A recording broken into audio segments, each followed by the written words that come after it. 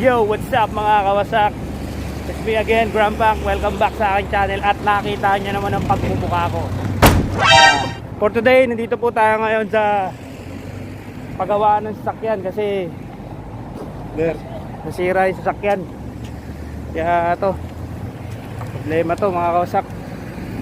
Kukunin namin yung sasakyan dito, nasira. Sasakyan ni Mr. Perus. So, yan ang problema. Ngayon, hindi niya matandaan kung saan niya pinagawa.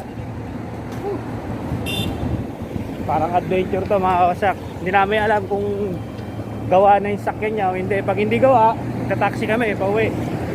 Ako mga kawasak, hindi niya maalala saan niya pinagawa. Kasi yung kasama niya pumunta dito, wala na nagdala sa kanya dito. Umalis na. Ay tayan. Sa mga pangalan natin. Okay, lakad-lakad kami. Coach na coach po ang. Ay! Holy peace, peace. Alam.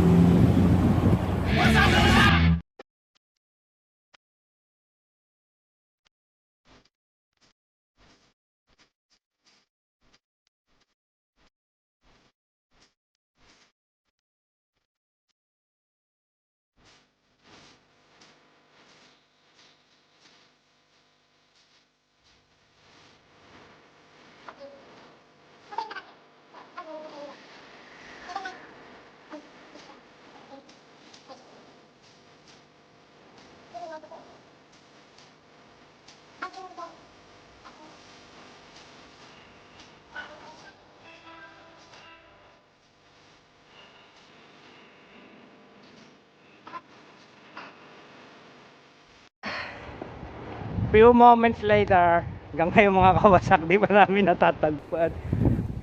Until now, we not find the shop. Tell them the story exactly. Yeah. How we lost this. Yeah. This guy, this dude is crazy. He don't know where it's. He put your car. For what shop? He don't take the name of the shop. I know the name of the shop. Oh. Why we are someone. In the mid, I already see your car, dude. This one. Hey, where you go? Your car there, oh.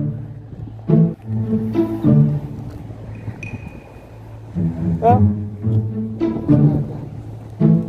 Crazy boy. Ingat mga kawasak, grabe. Kumbaga sa ano, parang sinakluban kami ng kamalasan na itong dalawa na to. I told them we are middle of yeah.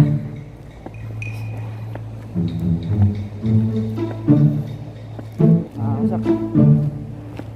Update ko na lang kayo mga wasak pag nakakita na namin yung sakyan na ito mga wasak. Masaya na ang buang. Natagpuan niya na yung pinagawa niya ng sasakyan. Isa, push na push yung buong. Ay!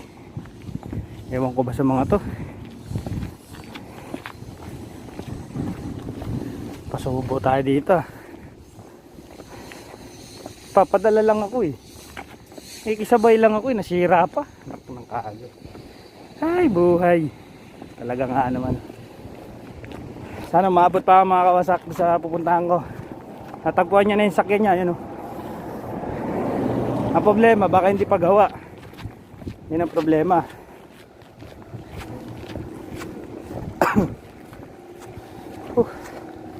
Finally. Finally.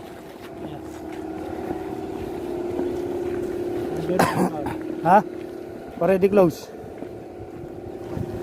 Ay. Ayan, nakakita na rin yung pinagawa niya. Ito. Oh. Shada. Yun, dito siya nagpagawa. Ayun yung sakyan niya, oh. Tangina, hindi pa yata nagagawa. Ayun yung sakyan niya, mga kawasak ko. Ayan, dito na tayo ngayon.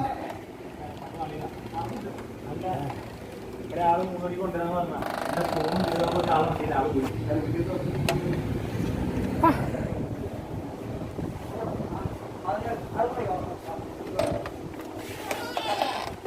അവിടെ ഇറങ്ങി ഒരു വേറെ വണ്ടി കയറി അത് നിങ്ങൾ എഴുതിയിട്ടില്ല Nag-uusap sila ng ano, Kerala. Phone ഞാൻ രാവിലെ ഒരാളെ കൊണ്ടുപോയി ഓഫീസിൽ അത് തിരിച്ചുകൊണ്ടാന്ന് പറഞ്ഞു അത് മറന്നു Wala tayo meron. Ayan na.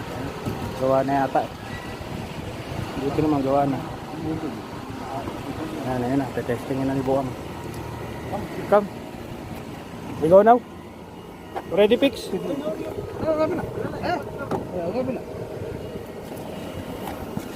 Bye. Ayan, kawasak dito na kami sa loob.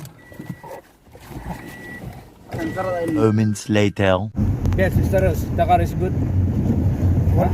The car is good. Yeah, It's the good. car is okay now. Yeah. Because I actually had a problem with my gear, and there was a problem with my sensor also. That it's called knocking sensor.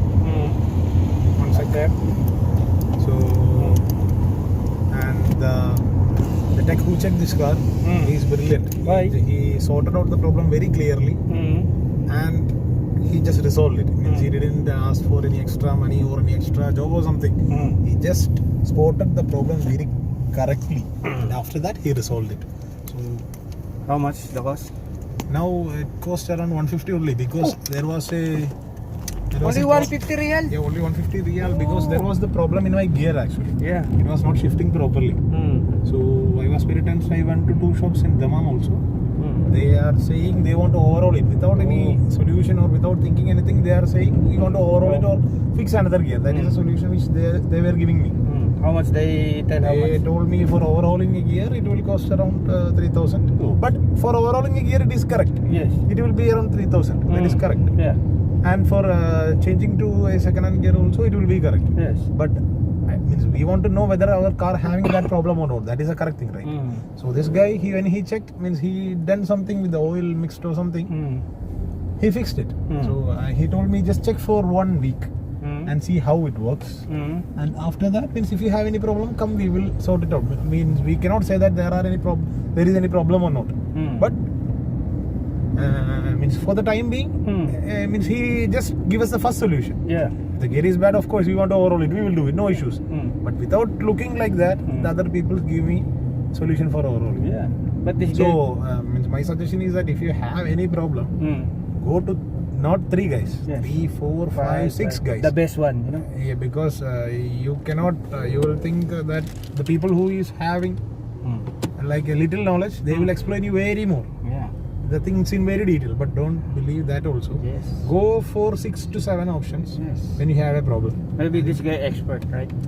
This guy is expert, Yes. and beyond that, I like he is very knowledgeable, and This one, what nationality? he is from my place itself, Kerala. Oh, that's right. Same. Good. Now already fixed, huh? Yeah, it's fixed now. I want to test in the highway. You're testing.